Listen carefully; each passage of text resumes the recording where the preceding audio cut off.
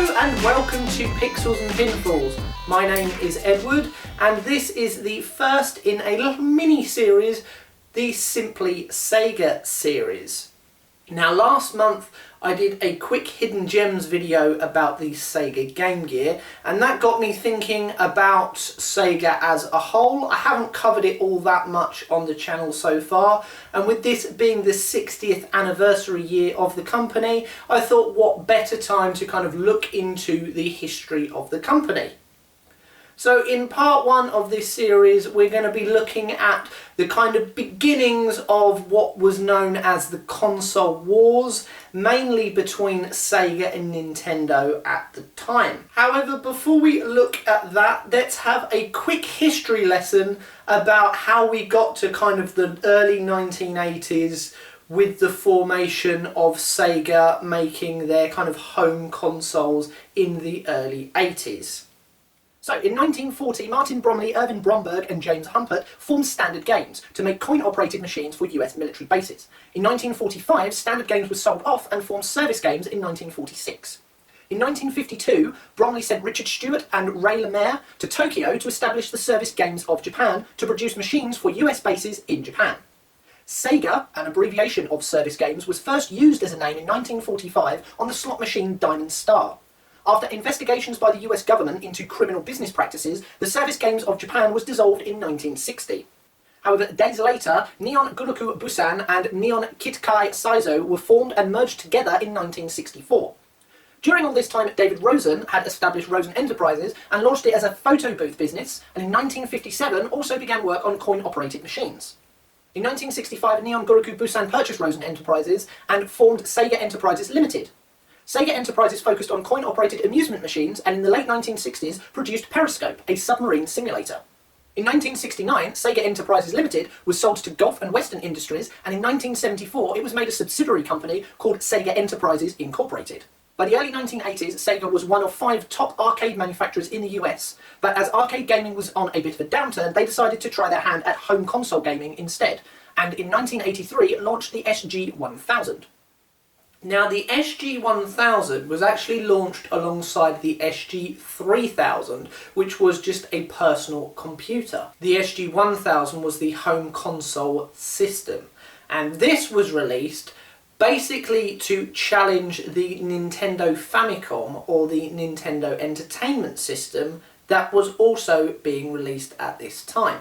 Now the NES completely outshone the SG-1000, mainly because they were willing to work with third-party companies in order to produce more games for their games library. Now, if this sounds familiar, this is basically the issue that the Game Gear had against the Game Boy when they were released in the early 90s, so it seems Sega didn't really learn from their early mistakes. Now, both of these systems were released to a Japanese-only market at the time, but by the mid to late 80s, the SG-1000 Mark III, as it was by then, was repurposed to form the Master System, and this was to be released in North America and Europe. However, Sega were still one step behind Nintendo, as Nintendo launched the NES in North America in October 1985 and in Europe in September 1986. By comparison, Sega released the Master System in North America in September 86 and in Europe in June 87. Now, to combat this, Sega's plan was to team with the North American toy manufacturer Tonka and sell the Master System as a toy as opposed to as a computer system, much like Nintendo had done with the NES in the North American market. However, due to very bad publishing and advertisement by Tonka, the Master System just did not shift units in North America at all, unfortunately.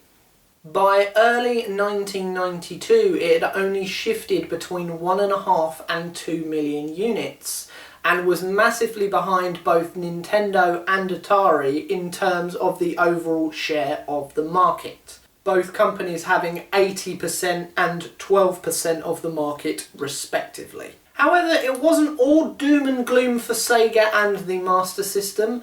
It found very big success eventually within the European market, and by late 1993 it actually sold 6.25 million units, and it had actually in Europe outsold the NES. So there was a little bit of light at the end of the tunnel for Sega. And by this time as well, they had already released the Genesis, or the Mega Drive. And this is still to this day seen as probably their biggest success as a company.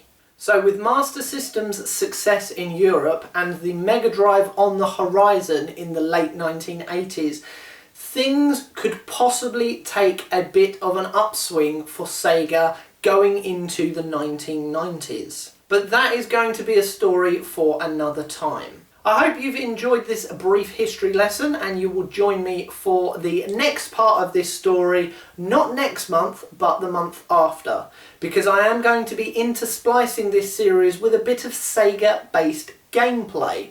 And next month I will be taking on the Sonic Mega Collection Plus for the PlayStation 2, so I hope you join me for that as well. Till next time though, my name has been Edward, this has been Pixels and Pinfalls, and I shall see you again very soon. Goodbye. Thanks very much for watching.